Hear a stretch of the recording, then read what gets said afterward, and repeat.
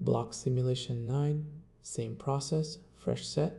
Read the command first, scan the clues, build fast, lock and move. 20 questions, 30 minutes. Clock starts now. What is the underlying defect? A 24-year-old woman of Northern European descent presents with fatigue, scleroicterus, and splenomegaly. She has a history of gallstones at a young age. Labs, HB tendon 2, MCV normal, MCHC elevated, reticulocytes increased, indirect bilirubin elevated. Peripheral smear shows round red cells without central pallor. An osmotic fragility test is positive. Eosin 5 malamide binding is decreased. Read the command. Underlying defect: hemolytic anemia, spherocytes without central pallor, elevated MCHC, positive osmotic fragility, gallstones, splenomegaly. Hereditary spherocytosis. Hereditary spherocytosis is caused by a defect in the proteins that anchor the red cell membrane to its cytoskeleton, most often spectrin, ankyrin, band 3, or protein 4-2. Without proper anchoring, the membrane loses surface area and the cell rounds up into a sphere, losing the normal central pallor. These rigid spherocytes cannot deform to pass through the splenic cords, so they are trapped and destroyed by splenic macrophages. Extravascular hemolysis. This produces anemia, jaundice, splenomegaly, and pigmented gallstones from chronic bilirubin turnover. The correct answer is A. The labs are characteristic: an elevated MCHC because the cell is dehydrated and concentrated, a positive osmotic fragility test, spherocytes burst easily in hypotonic solution, and decreased eosin 5 melamide binding. Treatment is splenectomy, which stops the destruction. Note that spherocytes also appear in autoimmune hemolytic anemia, but that has a positive Coombs test, whereas hereditary spherocytosis is Coombs negative.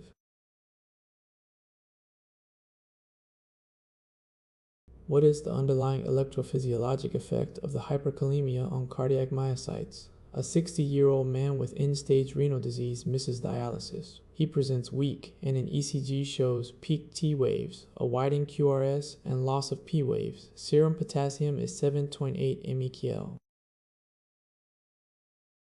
Read the command. Electrophysiologic effect of hyperkalemia: missed dialysis, K7.8, peak T waves, widened QRS, lost P waves, hyperkalemia partially depolarizing the membrane.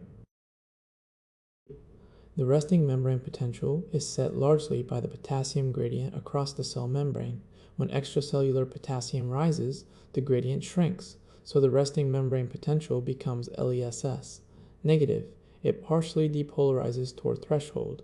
Counterintuitively, this makes the cell LES excitable over time. Because the sustained, partially depolarized membrane ion activates the fast sodium channels, they cannot reset. With fewer available sodium channels, depolarization slows and conduction is impaired, producing the widened QRS, loss of P waves, and ultimately a sine wave pattern and arrest.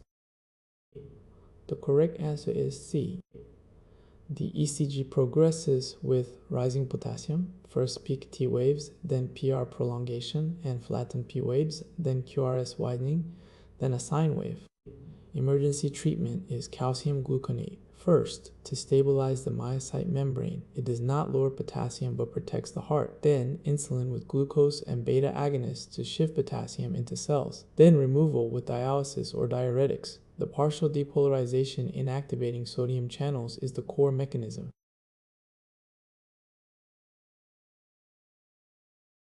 A deficiency of which vitamin explains this triad, and what is its key role? A 50-year-old man with chronic alcoholism and a corn-based diet presents with a photosensitive rash on sun, exposed skin, dermatitis, chronic diarrhea, and progressive memory loss and confusion, dementia. Read the command, which vitamin and its role. The triad of dermatitis, diarrhea, and dementia. Pellagra, niacin B3 deficiency. The triad of dermatitis, diarrhea, and dementia. The 3 Ds, with death as a fourth if untreated, is pellagra, caused by deficiency of niacin, vitamin B3. Niacin is the precursor of NAD+ and NADP+, the essential electron carrier coenzymes used in countless redox reactions throughout metabolism, including the TCA cycle and fatty acid synthesis. Deficiency arises from poor intake, alcoholism, a corn-based diet. Corn niacin is poorly bioavailable, Hartnup disease, defective tryptophan absorption, or carcinoid syndrome, and isoniazid, which divert tryptophan or B6 needed to synthesize niacin. The correct answer is A. Niacin can also be synthesized from the amino acid tryptophan, which is why conditions that consume tryptophan, carcinoid syndrome, shunting it to serotonin, or Hartnup disease impairing its absorption, cause pellagra. The classic exam triggers are the corn diet, alcoholism, Hartnup, and carcinoid. The dermatitis diarrhea, dementia triad with the NAD/NATP role points to niacin.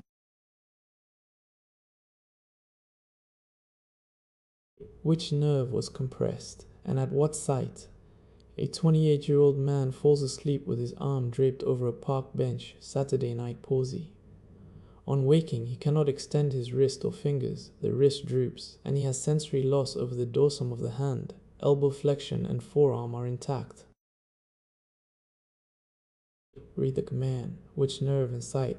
Compression against the bench, wrist drop with intact elbow flexion, dorsal hand sensory loss, radial nerve in the spiral groove. The radial nerve runs in the spiral groove along the posterior shaft of the humerus, where it is compressed in Saturday night palsy, when someone falls asleep with the arm draped over a hard edge or fractured with the mid-shaft humerus fracture. The radial nerve innervates the extensors of the wrist and fingers, so injury causes wrist drop, the inability to extend the wrist and fingers, plus sensory loss over the dorsum of the hand and the posterior forearm. A lesion at the spiral groove spares the triceps, innervated more proximally, so elbow extension may be preserved and elbow flexion is intact because that is the musculocutaneous nerve. The correct answer is D. Remember the radial nerve with best, brachioradialis, extensors, supinator, triceps, all extensor supinator muscles. The classic causes at the spiral groove are Saturday night palsy and mid-shaft humeral fracture. Wrist drop with dorsal hand sensory loss is the radial nerve signature, distinct from the median ithenar and ulnar claw hand patterns. What is the underlying pathophysiology of these outpouchings? A 68-year-old man with a long history of a low-fiber diet and chronic constipation presents with left lower quadrant pain, low-grade fever, and leukocytosis. CT shows inflamed outpouchings of the sigmoid colon with surrounding fat stranding. Read the command. Pathophysiology of the outpouchings. Low-fiber diet, chronic constipation, sigmoid outpouchings now inflamed, diverticulitis from acquired false diverticula. Diverticula are outpouchings of the colonic wall, most commonly in the sigmoid colon. They are falsi diverticula. Only the mucosa and submucosa herniate outward, not the full muscular wall. They form at anatomic weak points where the vasa recta blood vessels penetrate the muscularis to supply the mucosa. A low-fiber diet leads to small hot stools and requires high intraluminal pressure to move them. This elevated pressure pushes the mucosa out through those weak points. When a diverticulum becomes obstructed and inflamed or microperforates, you get diverticulitis the L. The LLQ pain, fever, and leukocytosis seen here. The correct answer is D. Because the diverticula form right where the vasa recta penetrate, painless diverticular bleeding is a common complication. The herniation sits next to a vessel. Diverticulosis, the outpouchings, is distinct from diverticulitis, their inflammation. The acquired pulsion mechanism through the vasa recta gaps under high intraluminal pressure is the pathophysiology.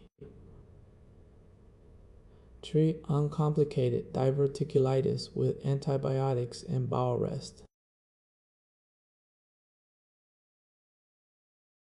Which statement about thyroid hormone physiology is correct? A 35-year-old woman with hyperthyroidism is studied. Her TSH is suppressed. Free T4 and T3 are elevated. The physiologist notes that the majority of circulating active hormone at the tissue level is produced outside the thyroid gland. Read the command. Which statement is correct? Thyroid hormone physiology. Peripheral conversion of T4 to T3 by 5-deiodinase. The thyroid secretes mostly T4-thyroxine, but T4 is relatively inactive. It is essentially a prohormone. The more potent, active hormone at the receptor is T3-triiodothyronine. Most circulating T3 is produced in peripheral tissues, not the thyroid, by the enzyme 5-deiodinase, which removes one iodine from T4 to make T3. So the active hormone at the tissue level is largely generated outside the gland. Exactly what the question states. Thyroid hormone increases the basal metabolic rate, and high levels suppress TSH through negative feedback on the pituitary and hypothalamus. The correct answer is E. This is why drugs like propalfuracil are useful in thyroid storm. PTU blocks both thyroid peroxidase and peripheral 5-deiodinase, reducing T3 production at the tissue level. The other choices invert real physiology. T3 is more potent than T4. High thyroid hormone suppresses, not stimulates, TSH, and thyroid hormone raises metabolic rate. The peripheral T4 to T3 conversion is the key correct statement.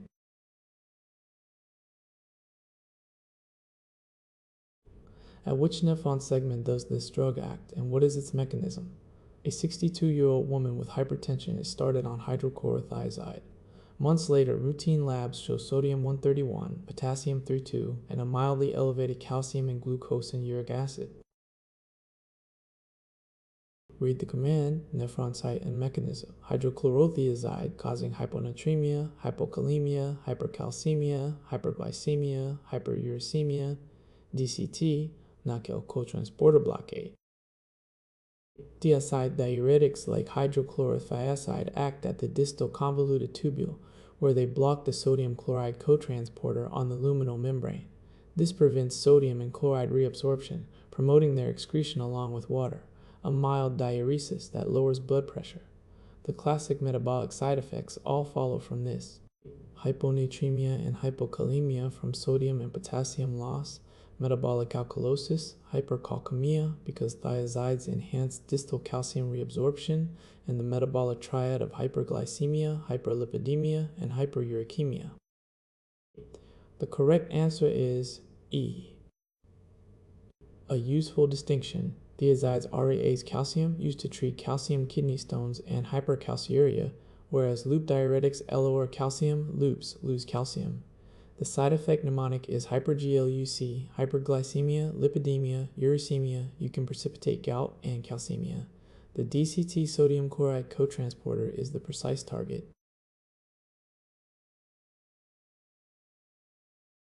Which oncogene is dysregulated by this translocation? An 8-year-old boy in equatorial Africa presents with a rapidly enlarging jaw mass. Biopsy shows sheets of intermediate-sized lymphocytes with a high mitotic rate and scattered pale macrophages containing apoptotic debris, creating a starry sky appearance. Cytogenetics show a T814 translocation.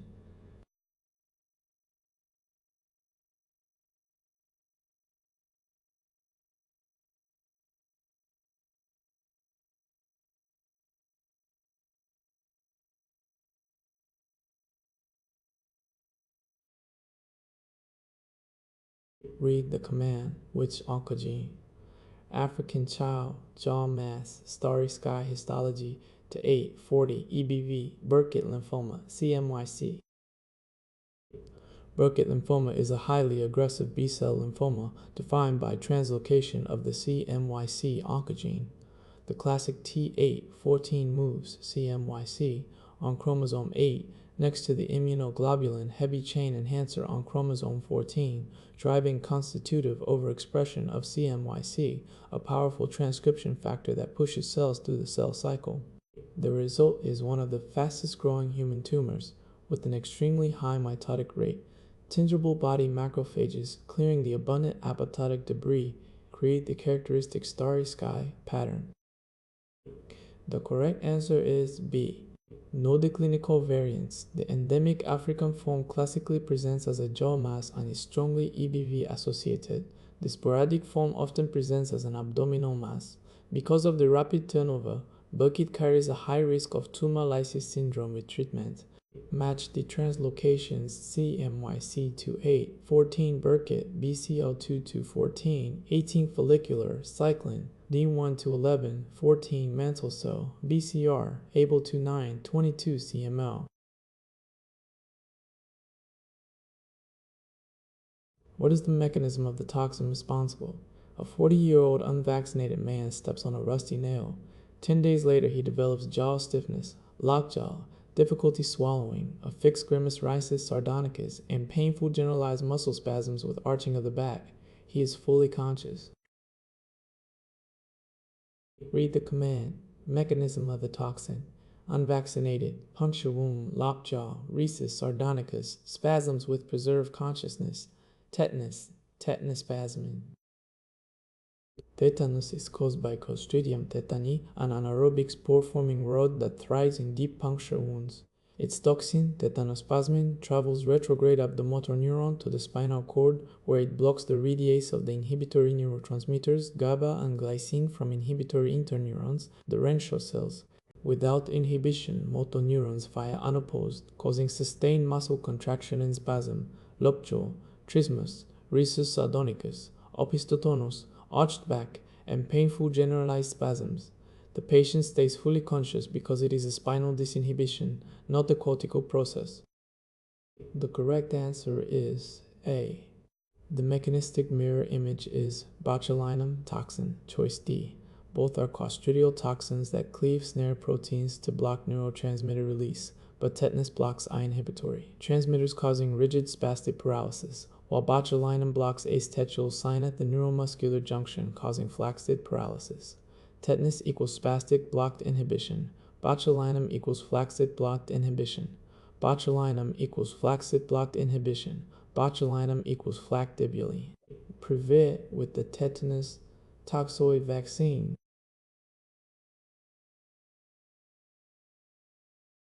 Which statement about this axis is correct?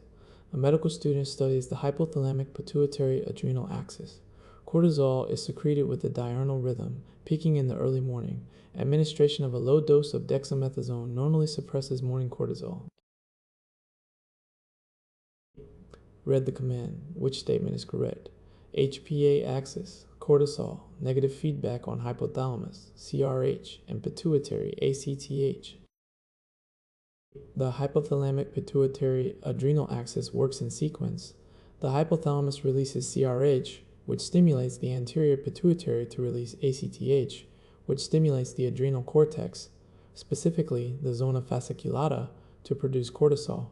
Cortisol then exerts negative feedback at two levels. It inhibits CRH release from the hypothalamus and ACTH release from the pituitary, keeping the system in balance. This is why dexamethasone, a synthetic glucocorticoid, normally suppresses morning cortisol. It mimics cortisol and shuts down ACTH. The correct answer is E.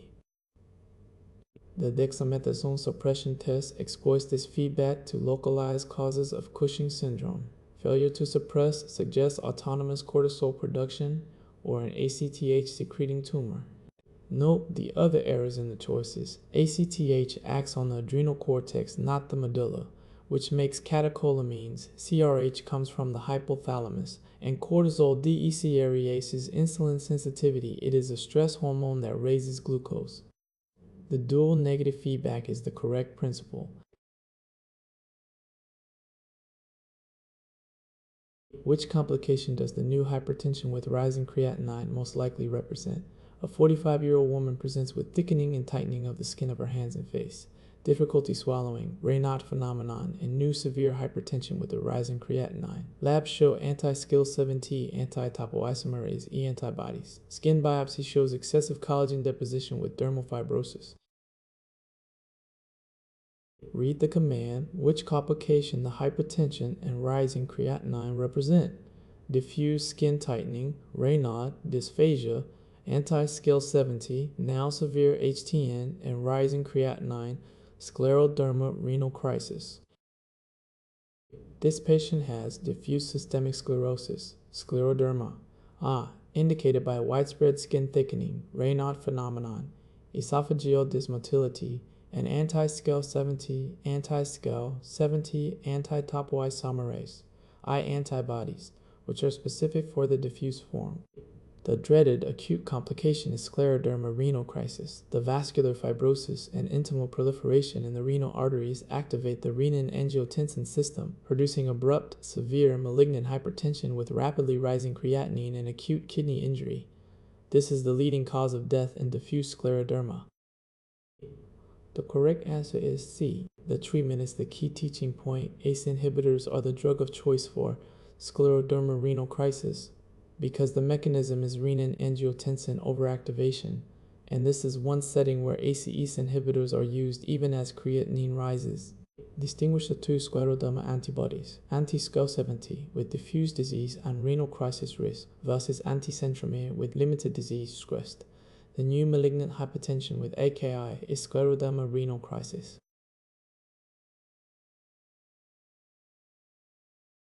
Which muscle of the rotator cuff is most commonly involved? A 55-year-old baseball pitcher presents with chronic right shoulder pain and weakness when initiating arm abduction and when holding the arm out.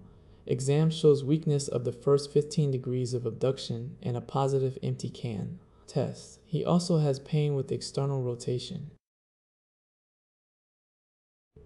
Read the command. Which rotator cuff muscle? Overhead athlete, weak initiation of abduction, positive empty can test. Supraspinatus, the most commonly injured rotator cuff muscle. The rotator cuff is made of four muscles: the sits muscles, supraspinatus, infraspinatus, teres minor, and subscapularis, which stabilize the shoulder. The supraspinatus is by far the most commonly injured. It initiates the first roughly 15 degrees of arm abduction before the deltoid takes over, so injury causes weakness early in abduction. It is tested with the empty can. Job test. Resisted abduction with the thumb pointed down.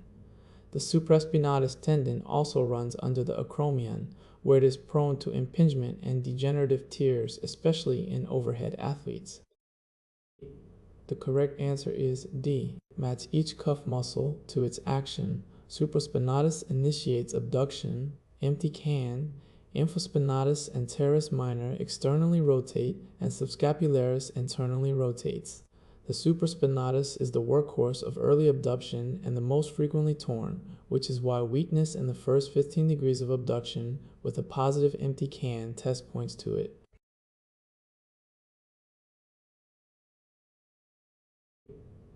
What is the expected effect on the incidence and prevalence of this disease? A chronic disease has a stable annual rate of new cases. A new treatment is developed that does not cure the disease or prevent new cases, but allows patients to live much longer with the condition. Read the command. Effect on incidence and prevalence. A treatment that prolongs life without curing or preventing. Incidence unchanged, prevalence rises. Incidence is the rate of new cases over a period. Prevalence is the total number of existing cases at a point in time. Prevalence depends on both incidence and duration of disease. Roughly, prevalence equals incidence times average duration. This treatment does not prevent new cases, so the incidence is unchanged. But because patients now live much longer with the disease, the average duration increases, so cases accumulate and the prevalence rises. People are not being cured or dying as quickly, so they stay in the prevalent pool longer. The correct answer is B. This is a classic counterintuitive epidemiology point. A treatment that helps patients live longer can paradoxically increase the prevalence of a disease, because more people are alive with it at any given time. Things that lower prevalence are cures and, grimly, rapid death, both shorten duration. Anything affecting only survival, not new cases, leaves incidence untouched while changing prevalence.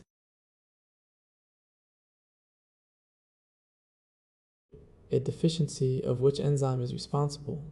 A 5-day-old infant feeds poorly and is lethargic.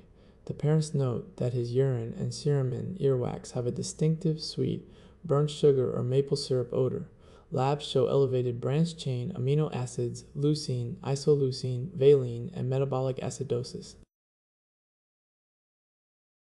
Read the command. Which enzyme? Neonate, maple syrup urine odor, elevated branched, chain amino acids, maple syrup urine disease, branched, chain alpha keto acid dehydrogenase deficiency. Maple syrup urine disease is a deficiency of branched chain alpha keto acid dehydrogenase, the enzyme that degrades the branched chain amino acids, leucine, isoleucine, and valine. Without it, these amino acids and their keto acid derivatives accumulate in the blood and urine. The accumulated compounds give the urine, sweat, and earwax the characteristic sweet, burnt sugar, maple syrup smell. Leucine in particular is neurotoxic, causing poor feeding, vomiting, lethargy, and, if untreated, severe neurologic damage, seizures, and death. The correct answer is B. Remember the enzyme name maps to the disease, branched. Chain keto acid dehydrogenase handles the branched chain amino acids. The I love Vermont maple syrup, mnemonic for isoleucine, leucine, valine. The cofactor is thiamine B1, so some patients respond to thiamine supplementation. Treatment is dietary restriction of the branched chain amino acids. The maple syrup odor with elevated leucine, isoleucine, and valine is the signature.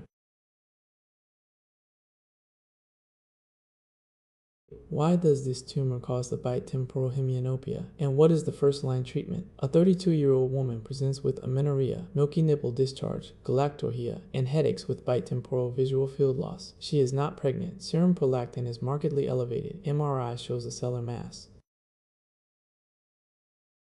Read the command, why bite temporal hemianopia, and first-line treatment. Amenorrhea, galactorrhea, high prolactin, stellar mass with bite temporal hemianopia, prolactinoma, treated with a dopamine agonist. This is a prolactinoma, the most common functioning pituitary adenoma.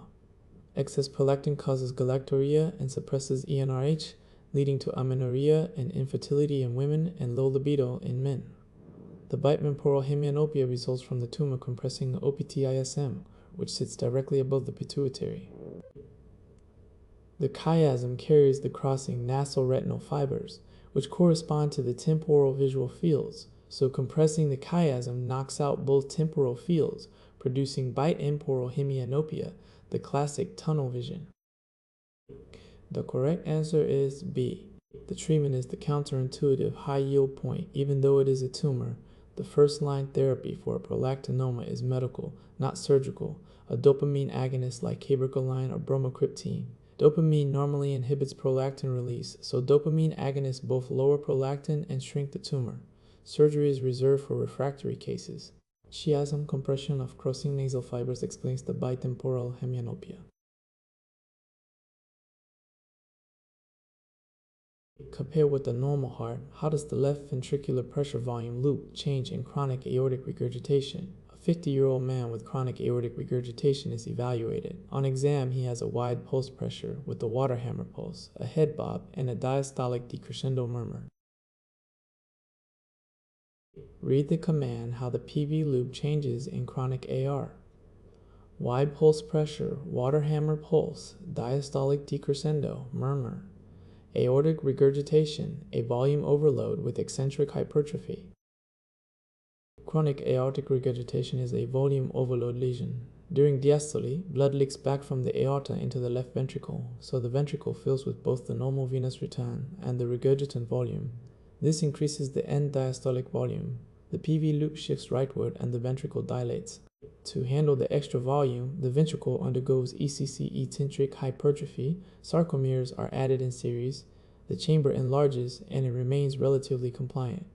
Stroke volume INC increases to eject the larger volume, which is why the pulse pressure is wide. The correct answer is C. The wide pulse pressure with the water hammer pulse and head bob all stem from the large stroke volume ejected forward, then the rapid diastolic runoff back into the ventricle. Contrast with aortic stenosis, a pressure overload causing concentric hypertrophy with a small stiff chamber. Volume overload. AR means dilation and eccentric hypertrophy. Pressure overload, AS means concentric hypertrophy. What is the most likely diagnosis, and how does it typically respond to treatment? A 28-year-old man presents with a painless, firm enlargement of the right testicle. Ultrasound shows a solid intratesticular mass. Serum LDH is elevated, beta HCG and AFP are normal.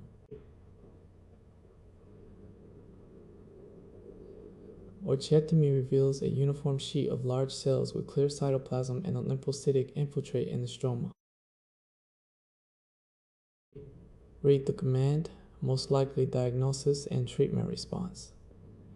Young man, painless firm testicular mass, normal AFP beta, HCG, uniform clear cells with lymphocytic stroma, seminoma. Seminoma is the most common testicular germ cell tumor, typically in young men, presenting as a painless firm testicular mass. Histology shows a uniform sheet of large cells with clear, glycogen-rich cytoplasm and a characteristic lymphocytic infiltrate in the fibrostroma. The tumor markers help. Seminomas may raise LDH and occasionally beta HCG, but classically AFP is normal. An elevated AFP indicates a non-seminomatous component, like yolk sac tumor. Seminoma is the good testicular cancer, exquisitely radiosensitive, with an excellent prognosis and high cure rate. The correct answer is A. The exam tends to compare it with the non-seminomatous germ cell tumors. Yolk sac tumor raises AFP and is the most common in young children. Choriocarcinoma raises beta HCG markedly and spreads hematogenously, and embryonal carcinoma is more aggressive. Normal AFP, the clear cells with lymphocytic stroma, and radiosensitivity all point to seminoma. Any solid testicular mass is cancer until proven otherwise.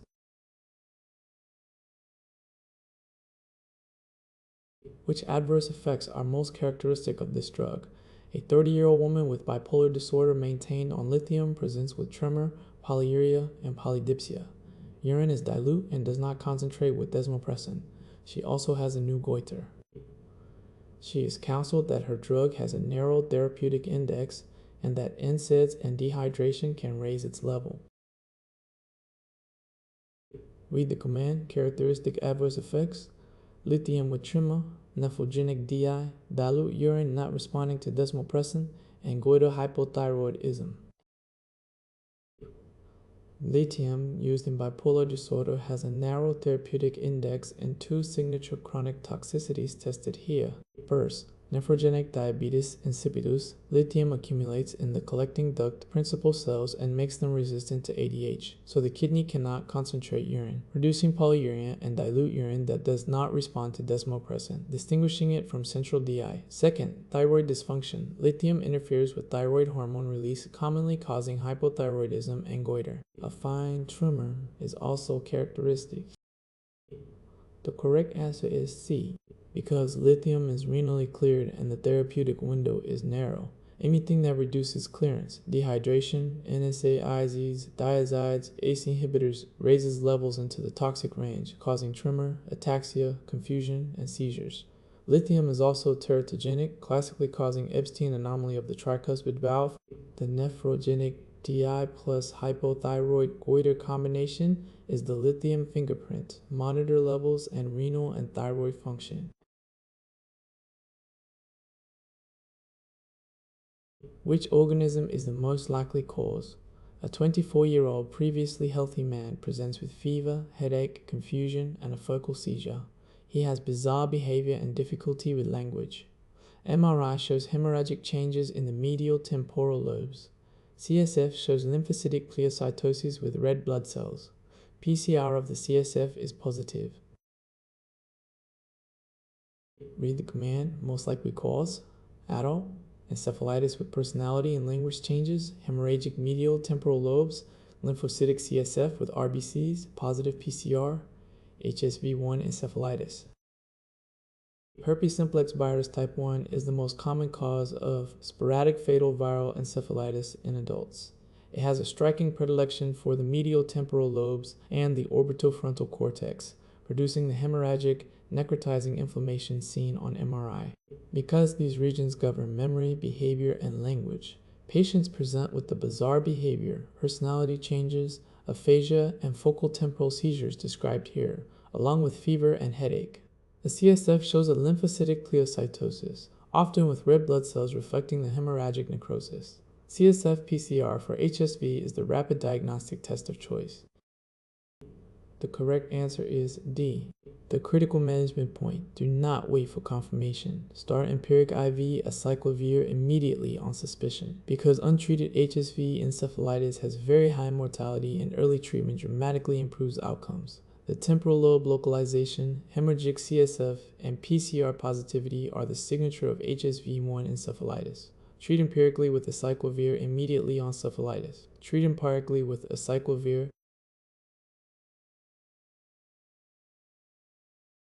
What is the most likely diagnosis?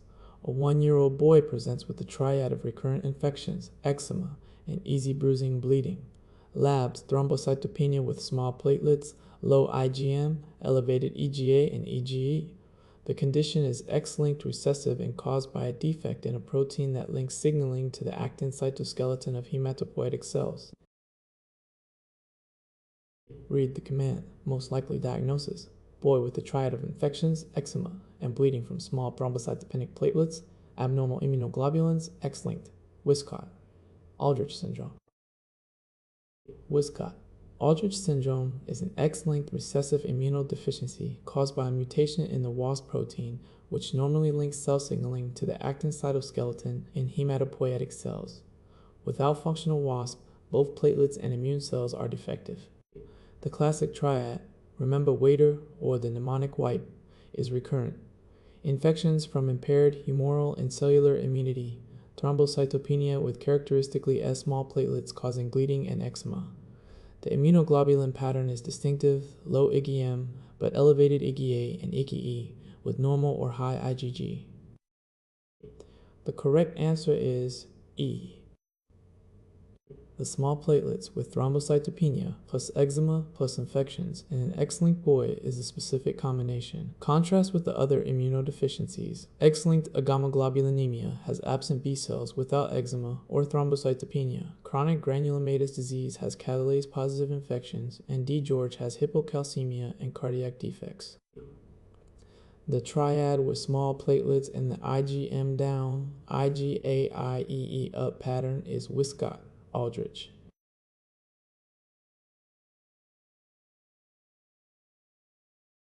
Block 9 is done. Let's review the 5 biggest traps from this block.